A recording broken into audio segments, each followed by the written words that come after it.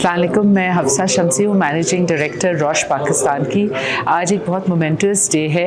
Actually एक साल पहले सीएम बलूचिस्तान का ये विज़न था कि गरीब आवाम को कैंसर, रेयर डिजीज़ का फ्री ट्रीटमेंट मिले, और वो विज़न जो शुरू हुआ आज एक साल हो गया है, और अनगिनत लोगों को कैंसर के ट्रीटमेंट, चाहे वो ब्रेस्ट कैंसर हो या रेयर डिजीज़, उनको फ्री इलाज मिल रहा है पेशेंट्स को।